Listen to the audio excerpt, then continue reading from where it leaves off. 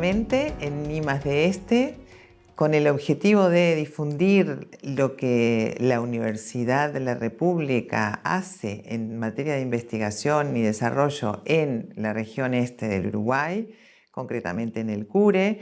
Estamos con el doctor Matías Arim, el director del Departamento de Ecología y Gestión Ambiental.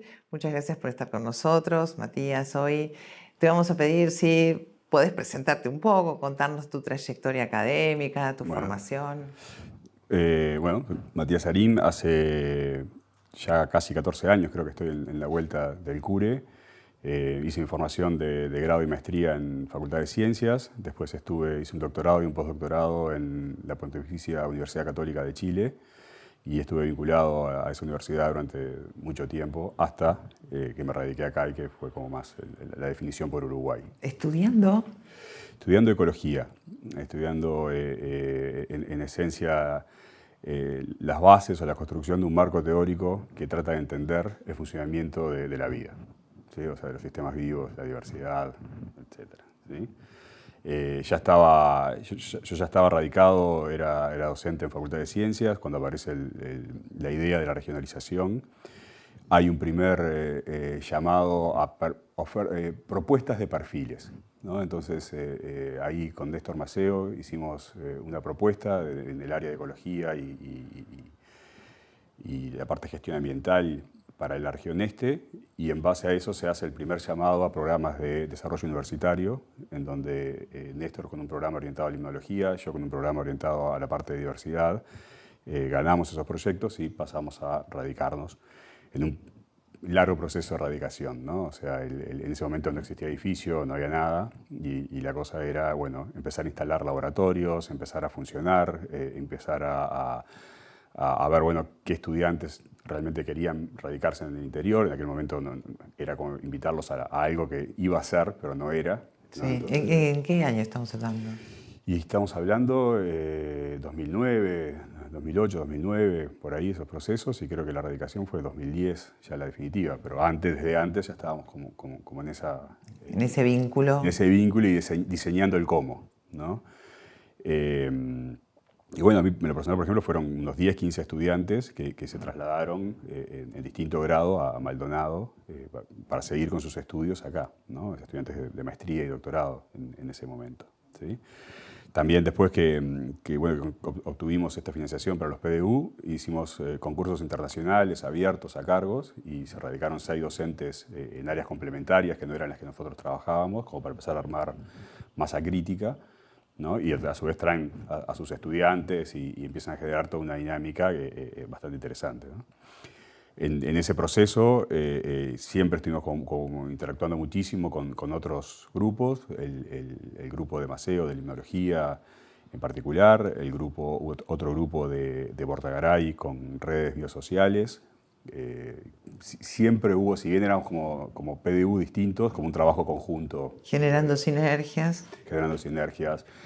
Por ejemplo, algo que a veces es increíble, ¿no? Pero muchas veces las facultades tienen repetidos sublaboratorios y asociados a pequeños grupos, ¿no? Entonces, algo que estuvimos de acuerdo, más allá de cualquier diferencia humana que siempre hay, es que acá eso no iba a ser, ¿no? Entonces tenemos como laboratorios de uso común, donde cuidamos que no haya repetición, y eso nos ha permitido tener un abanico de laboratorios y de abordajes mucho más amplio. Optimización de los recursos. Optimización de recursos, exactamente. Hoy, de esos 3 vertientes y algunos otros docentes que estaban asociados a carreras de grado, armamos un departamento, del Departamento de Ecología y Gestión Ambiental, que con incorporaciones que están en proceso va a tener 29 docentes, de los cuales son 4 grado 5, 4 grado 4, casi todos los docentes son SNI, DT, ¿no? Es decir, con un grupo en el área de ecología y gestión ambiental consolidado y que tiene como un impacto fuerte en lo que es la investigación y docencia a nivel de Uruguay, a nivel regional, ¿no? Para tener una idea, varía un poco, somos activos en la proposición de cursos, pero damos unos 20 cursos de grado y posgrado, ¿no? La mayoría de las temáticas de esos cursos no se dictan en otras partes del país, ¿no? Entonces hay un aporte a la formación de recursos humanos que tiene una identidad propia CURE muy importante. También hay una actividad de formación directa de estudiantes de posgrado muy fuerte, ¿no? O sea, hace 5 años la cantidad de egresados de maestría y doctorado eran más de 100, ¿no? Yo ahora no hemos hecho los números últimamente, pero supera con no creces. quiero decir un número para no errarle, pero anda ampliamente por arriba de eso, ¿no? De maestría y doctorado, tesis terminadas. Terminados, o sea, graduados ya terminados. O sea, actualmente hay un universo de unos 30, 40 estudiantes en curso flotando, ¿no? Que algunos están acá, otros están en otras regionales, otros están en el extranjero, digo, pero es muy activo en la generación de recursos humanos de posgrado, el departamento. ¿Y la ecología qué es?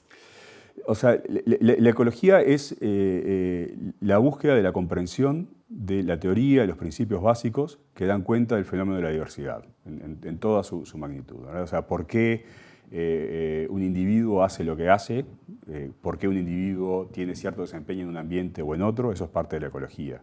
Por qué una población fluctúa erráticamente en el tiempo y otra es estable, eso es ecología, ¿no? O sea, ¿por qué hay sistemas que tienen más diversidad y otros menos? ¿Por qué hay sistemas que tienen redes tróficas súper complejas y otras redes tróficas súper sencillas? ¿Por qué hay ecosistemas que producen muchísimo material o son capaces de degradar una selva amazónica, ¿no? Cae una cantidad de biomasa vegetal y en los meses no queda nada, ¿no? Y otros sistemas como el desierto Atacama, donde vas y tenés material que cayó hace 100 años, ¿no? O sea, conservadito. Conservaditos, ¿no? De hecho, sí, hay objetos muertos, incluso individuos que están igual que hace 2000 años, ¿no? O sea, paréntesis, las momias más antiguas del mundo están ahí, ¿no? O sea, es espectacular. Sí. Bueno, bien, entonces el estudio de la diversidad es la ecología. El estudio de los mecanismos atrás de la diversidad, o sea, los patrones de diversidad, hasta Darwin era solo patrones, y de ahí en adelante la clave es entender por qué, ¿no? Y la ecología es el por qué la naturaleza es como es, en el fondo, ¿no? Entonces, o sea que da claves para nuestra vida. La clave para la vida, o sea, la vida en el planeta en general, la nuestra, enraizada en toda la demás. Porque son claves las interacciones. Son claves las interacciones entre organismos, las interacciones ambiente. Y la ecología, si bien es todo un constructo teórico, tiene como 3, 4 grandes bloques o disciplinas, ¿no? Que están como asociados a niveles de organización, ¿no? Entonces, y todos esos bloques se trabajan y se investigan en el grupo del CURE, ¿no? El primer nivel es lo que llamamos ecología de individuos y que es comportamiento, y otra parte que es ecofisiología, ¿no? O sea, que es cómo funciona un organismo en un ambiente dado, ¿no? Y acá hay 2 o 3 investigadores que son muy activos a nivel internacional, en publicaciones y eso, en esas áreas. Por ejemplo, por ejemplo, si yo tengo un gradiente de temperatura, ¿no? O sea, tengo un gradiente de contaminación o un gradiente de comida, o sea, ¿funciona igual un organismo? ¿Sí? O sea, cómo afecta las características del ambiente a cómo funciona ese organismo. Eso es la ecofisiología. Por ejemplo, si yo tengo un sistema desértico, ¿el tamaño de un organismo puede ser el mismo que un sistema tropical? O sea, ¿qué limita el tamaño que puede tener un organismo? O que algunos puedan vivir en un ambiente, exacto, y otros no sobrevivan, sí, en ese. Exacto. Perfecto. ¿Y el segundo? El segundo nivel son las poblaciones, que tiene que ver el cómo y por qué cambia una población en el espacio y el tiempo, ¿verdad? Y eso puede ser cualquier cosa. O sea, puede ser, por ejemplo, una población de peces que nos interesa desde el punto de vista de la explotación de recursos, ¿no? Y algunas poblaciones de peces, un año hay mucho, el otro hay poco, y va oscilando, picando. Otras poblaciones, como la corvina, tiene ciclos de 4 o 5 años, ¿no? Entonces vos tenés 4 o 5 años con muy buena producción y te anda muy bien la pesquería, y 4 o 5 años con baja producción. Y sobre eso está la explotación pesquera, ¿no? Entonces, pero eso cualquier producción animal. Cualquier producción animal, vegetal, lo que sea, tiene una dinámica propia, y las acciones humanas, cuando interviene por explotación o lo que sea, afectan esa dinámica propia. Entonces, claro, ¿por qué y cómo? Eso es lo que estudia la ecología. Claro. Y bueno, eso, por ejemplo, una pesquería, vos te interesa entender su dinámica propia, pero te interesa que vos no la hagas colapsar, ¿no? Entonces, toda el área de ecología pesquera, que Omar de Feo está en Facultad de Ciencias, es un referente mundial en esa área, es una teoría que busca encontrar el manejo de una población natural, manteniendo a la población y a su vez manteniendo la sociedad acoplada a esa población, ¿no? O sea, queremos una pesquería, si vos tenés una sociedad pesquera que pasa 5 años de hambruna y 5 años de superabundancia, es una sociedad muy errática, Claro. ¿no? Entonces afecta mucho eso. También es dinámica de poblaciones, los vectores biológicos de enfermedades, las plagas, o sea, Las pandemias. las pandemias, una enfermedad es la dinámica de una población, ¿no? O sea, y toda la teoría que involucra comprender, por ejemplo, por qué la pesquería o por qué una invasión biológica se comporta como se comporta, es la misma que se usa para entender por qué una enfermedad ocurre o no ocurre o responde de tal manera a cierta medida de manejo. Perfecto. Matías, nos estabas explicando que dentro de la teoría ecológica está el estudio de las poblaciones, el estudio de los individuos, o bueno, el orden al revés, el de los individuos, el de las poblaciones, y los otros dos niveles. Es lo que se llama ecología de comunidades y ecosistemas, y es mucho más directo a lo que es la diversidad, es decir, el conjunto de especies que habitan en un lugar, por ejemplo, ¿no? Y eso tiene que ver, bueno, lo que decíamos, por qué ciertos ambientes tienen más o menos diversidad, cómo se conecta la diversidad de un sistema con su funcionamiento. ¿Sabes? Es decir, la capacidad de degradar biomasa, de purificar agua, de producir biomasa naturalmente o para un cultivo. ¿Cómo se conecta con la diversidad de un sistema? Todo eso es con los objetivos centrales que tiene ese bloque. La diversidad del sistema, que es la cantidad de La especies diversidad que hay ahí. sí, tiene varios componentes, ¿no? O sea, típicamente lo más intuitivo es la cantidad de especies distintas que hay. Pero también es, por ejemplo, la heterogeneidad que tienen esas especies. No es lo mismo si vos tenés todo mariposas, si tenés mariposas, arañas y ratones. El sistema funciona distinto, a pesar de que tiene la misma cantidad de especies, ¿sí? O si tenés elefantes y ratones o solo ratones, ¿no? Entonces, todo eso son componentes de la diversidad. También la diversidad genética que tienen las poblaciones, a todo nivel, ¿sí? Y lo interesante es que esa diversidad a los distintos niveles se conecta con cómo se arregla, cómo se ensambla esa comunidad, por ejemplo, quién come a quién, la red trófica que aparece, quién poliniza a quién, qué tan estable es la polinización, por ejemplo, o qué tan estable es la biomasa. Todo eso se conecta con la diversidad que tiene el sistema. Sabemos que se conecta y entender por qué se conecta es el objetivo central que tienen estos marcos teóricos. Claro. ¿Y el cuarto nivel? El cuarto nivel son los ecosistemas, ¿no? Que están muy enraizados con las comunidades. ¿Qué son los ecosistemas? O sea, los ecosistemas es un sistema natural con todos los flujos que puede tener en materia y energía y la diversidad de especies, etcétera, que hablábamos recién, que tiene adentro. Todo eso es un ecosistema, ¿sí? El funcionamiento de ese ecosistema, por ejemplo, es la tasa que genera de biomasa o la tasa de degradación que tiene ese sistema. Ese es el funcionamiento, ¿sí? Y asociado a ese funcionamiento están los servicios que nosotros obtenemos de ese ecosistema, ¿sí? Es decir, puede haber un servicio como la playa. Claro, estaba pensando por ahí, ¿no? Servicios recreativos, ¿no? Si yo tengo un ecosistema donde la materia orgánica no se acumula, que está limpio, que el agua es clara, es un sistema que te permite tener turismo, Claro. ¿no?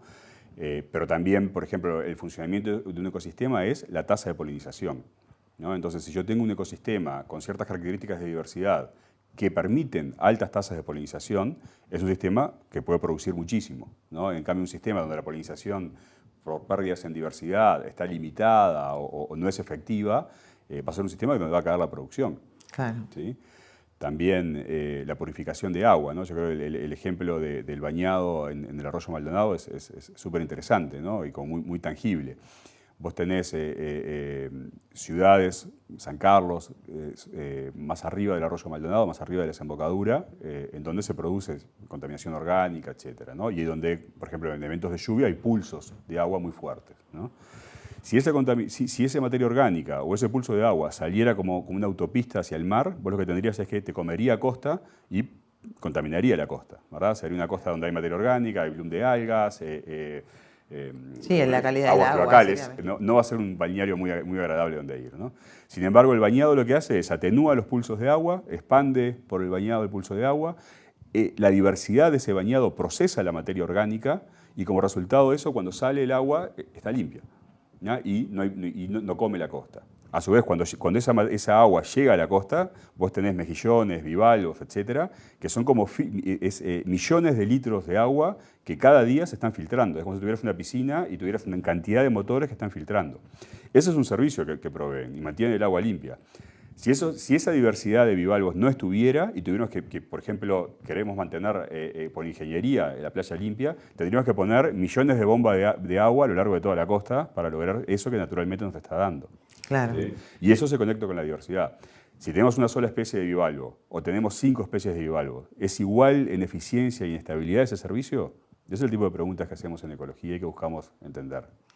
Perfecto, me queda muy claro el área en el que están trabajando, los componentes diferenciales que también generan líneas de investigación distintas, supongo áreas de investigación más bien, para tener una idea un poco general, ¿a qué se dedica el departamento? A la investigación básica en todas estas áreas y explícitamente, con mucho esfuerzo, a la conexión con la gestión y el manejo ambiental asociados a estas áreas, ¿sí? Eso involucra, por ejemplo, si manejamos cierto marco teórico asociado a dinámica de enfermedades, tratar de aportar en ese sentido o aportar a la mejora en el rendimiento de ciertos aspectos productivos, etc. Pero también, por ejemplo, la gestión ambiental orientada a la ecología es un marco teórico en sí mismo. Es decir, yo tengo cierto conocimiento, quiero aplicarlo en gestión. ¿Cómo lo hago? No es trivial. Entonces hay teoría que se desarrolla en torno a eso y tal vez menos representado de lo que quisiéramos y buscando que eso crezca, algunos de los docentes del departamento se dedican a investigar explícitamente en esa conexión, ¿no? O sea, cómo llevar el conocimiento general de un área hacia problemas de gestión. Las áreas de investigación puntuales, digo con 30 docentes, por suerte, son tremendamente diversas, ¿verdad? O sea, esto de ecologías de individuos, contaminantes hormonales en agua y efectos en el desempeño de los organismos nativos, potenciales efectos de contaminación o la repercusión en cambios en el sistema, en la salud humana, determinantes de la calidad de agua en sistemas naturales del país. Claro, porque antes hablábamos que lo que ustedes tienen es como una capacidad de abordaje de diversos problemas. Por lo tanto, las investigaciones son sobre cada uno de esos problemas y en ese sentido es muy diverso. Quizá en el próximo bloque pudiéramos hablar un poquito sobre el cambio global. Volvemos con Matías Sarim, doctor en ecología. Quedamos en el tema del cambio global como un conjunto importante de fenómenos que... Sí, es un buen paraguas para entender para qué sirve un poco lo que hacemos o aterrizar un poco mejor lo que hacemos, ¿no? O sea, el cambio global tiene distintos componentes. Se habla mucho, por ejemplo, del componente del cambio climático, ¿no? O sea, tenemos cambios en temperatura, en lluvias, vientos, en las condiciones promedios y variabilidad que tienen, ¿no? Pero también el cambio global involucra el cambio en diversidad, ¿no? Estamos transitando la 6ª extinción más importante en la historia de la vida en la Tierra, con una velocidad más rápida de cualquiera de las anteriores, y eso implica caídas en la diversidad de especies, ¿sí? También hay procesos de invasión que mueven especies de un lugar al otro. ¿Quiere decir que cada vez tenemos menos especies en el planeta? Tenemos menos especies y a su vez tenemos un sistema más homogéneo. Las mismas especies tienden a estar presentes en más lugares. Algo así como el 80-90% de la biomasa de aves son palomas, gorriones, estorninos y otras especies más asociadas al hombre, ¿no? Más del 50% de la biomasa de mamíferos son vacas, ovejas y chanchos, ¿no? Entonces, eso es una caída en diversidad y una apropiación de la biomasa, una homogenización del planeta, ¿sí? Y por otro lado, lo que tenemos como cambio global es un cambio en la estructura de los paisajes. Es decir, ecosistemas que ocupaban amplios territorios ahora están reducidos y están fragmentados, ¿no? Entonces, esos 3 componentes interactúan afectando el funcionamiento de los ecosistemas, ¿sí? Sabemos que lo cambian. El tema fundamental es entender el por qué y qué podemos hacer con eso. Si entendemos cuáles son los mecanismos que están involucrados entre el cambio global y el funcionamiento de los sistemas, podemos mitigar las consecuencias del impacto, podemos prever, más allá de que podamos mitigar o no, qué cosas pueden pasar. Por ejemplo, en ecofisiología, una cosa central es entender cómo la temperatura del ambiente afecta el funcionamiento de un organismo. Entonces, si la temperatura sube 2 grados o varía más, eso implica, por ejemplo, para una vaca, que va a gastar más o menos energía en mantenerse térmicamente. Y si asigna a mantenerse térmicamente, no asigna a Producción de o leche. manejar enfermedades ella, por ejemplo, su sistema inmune es un compromiso con el sistema inmune, o cuánta leche o carne genera. Ah. Y eso es ecofisiología pura, ¿no? Entonces uno puede tener una idea de cuánto los cambios en temperatura pueden afectar el funcionamiento de los organismos. Pero también, por ejemplo, la sensibilidad a contaminantes, a los otros componentes también del cambio. Que están directamente asociados a la producción del país. En este caso sí, sin lugar a dudas, ¿no? Y se pueden hacer como conexiones en ese sentido. También, por ejemplo, nosotros estamos en el límite de la distribución de muchas especies. Un aumento en temperatura implica que muchas especies del norte pueden llegar a Uruguay, entre ellas vectores de enfermedades, ¿no? Entonces, entender cuáles pueden llegar, etcétera, es ecofisiología, ¿no? Y se puede predecir razonablemente cuáles son las especies de mosquitos, de vectores biológicos de riesgo que podrían estar llegando. Impacto directo Impacto respecto a la en temas salud. sanitarios y productivos, ¿no? Y a su vez, cuando vamos a dinámica de poblaciones, podemos entender cuál es la dinámica esperada que esos arribos puedan tener, cómo pueden llegar a ocupar el espacio, si pueden ser dinámicas estables o inestables, o sea, a partir de qué tiempos o niveles eso puede ser un riesgo sanitario. Todo eso es dinámica de poblaciones, ¿no? Y bueno, ¿y qué intervención puede hacer que afecte, o qué intervenciones, por más que puedan ser muy interesantes, no afectarían la dinámica? Eso es ecología dinámica de población, ¿no? Que tiene que ver, por ejemplo, con epidemiología. Tiene que ver con epidemiología, la dinámica sí, es epidemiología. La epidemiología tiene dos vertientes, una sanitaria y otra de ecología, de dinámica de poblaciones, ¿no? Y es como que tiene el mismo paraguas, pero tienen sus diferencias. ¿Sí? Pero igual se conectan y de hecho Sí, ustedes estuvieron vinculados a... Sí, el departamento estuvo muy activo en el manejo de SARS-CoV-2 en Uruguay y en otras regiones. El COVID-19. COVID-19. Estuvo activo en el GACH, estuvo activo, eso implicaba tratar de aportar mensajes para la toma de decisiones en el manejo, estuvo activo en base al marco teórico en tratar de generar material de difusión para la población, de informar, que se entienda la dinámica, pero también que se entienda cómo los comportamientos que teníamos pueden afectar esa dinámica, y también en la producción de material científico original en revistas reconocidas como de las más importantes a nivel mundial, sobre la comprensión de la dinámica de epidemias y el manejo de epidemias, ¿no? O sea que si hacemos un gran resumen de para qué sirve la ecología, sí, me gustaría seguir señalando algunos ejemplos, sí. Claramente van a ser algunos, pero para ir sintetizando, tenemos una relación directa con la salud pública, una relación directa con la producción, la productividad. Mira, con todas las dimensiones que tienen que ver, con muchas dimensiones que tienen que ver con calidad de vida y preservación de la diversidad, ¿no? O sea, sirve para todo eso en el paraguas más amplio que puedas pensar, ¿sí? Conservar especies, conservar paisajes, porque nos interesa o porque tiene un fin productivo, manejar poblaciones con riesgo sanitario, manejar poblaciones que son explotadas y nos interesa mantenerlas, el control de enfermedades, el control de plagas, todo eso tiene que ver con ecología. También tiene que ver, por ejemplo, con entender cómo se conecta la diversidad de nuestros suelos o la diversidad de nuestras pasturas con qué tan estable es la biomasa que generan, la cantidad de peso vegetal como comida para los animales, están generando esas pasturas, ¿no? O, por ejemplo, cómo se conecta la diversidad de un suelo con la resistencia que tiene a la sequía, ¿no? Un suelo pobre es un suelo compactado, en donde una sequía puede afectar mucho del cultivo. Un suelo con diversidad es un suelo con disponibilidad de nutrientes, aireado, etcétera, en donde puede retener más agua por más tiempo, por decir algo, ¿no? Y todo eso son aspectos de ecología. ¿Y el departamento en concreto contribuye con quién o a quién en términos de la aplicabilidad o la aplicación, la utilidad del conocimiento que produce? El departamento está enraizado con varios entes y organismos públicos y privados del país y de la región. Siempre nos interesa más, ¿no? Pero, por ejemplo, se trabaja hace muchísimos años con OCE y temas de calidad de agua. Se trabaja con el Ministerio de Medio Ambiente, por supuesto, en muchas conexiones, con el diseño de áreas protegidas, en el manejo de poblaciones. Se trabaja con el Ministerio de Ganadería en distintos aspectos productivos. Hay un grupo, por ejemplo, que ahora está empezando a trabajar con los perros salvajes y el efecto que tiene en el ganado, superando lo anecdótico de si hay perro, me como una oveja, sino bueno, cómo afecta la diversidad natural, o sea, entender mucho mejor esa interacción.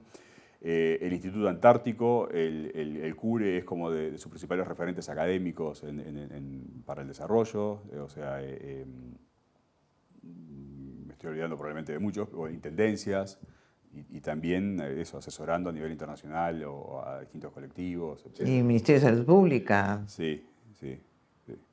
Ministerio de Salud, no sé si explícitamente ahora tenemos algo, pero sí, tuvieron, ¿no? estuvimos, Claro, sí, obviamente, sí. vinculados al GACH. ¿Qué diferencia hay entre un ecólogo y un ecologista? Es importante la pregunta. Yo, de hecho, en general nunca digo que soy ecólogo porque todo el mundo piensa que es un ecologista, ¿no? O sea, un ecólogo es un profesional que tiene entre 10 y 12 años de formación, ¿no? Entonces, eso, ¿no? En aspectos de biología básica, muchas veces aspectos matemáticos. O sea, es una profesión y es un profesional formado con varios títulos, ¿no? Un académico en el área de ecología, aparte de toda esa formación, es una persona que investiga activamente en esas áreas.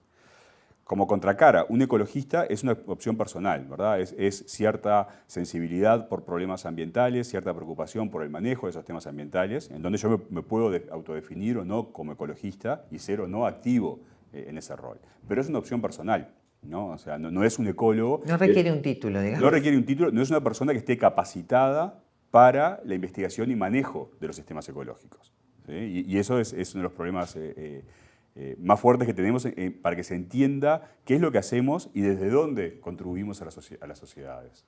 Perfecto. Bueno, te agradecemos mucho la contribución que has hecho en el programa. Esperamos que haya sido de utilidad para la población de la región este. Ojalá. Y eventualmente del país. Muchísimas gracias por la oportunidad de hablar.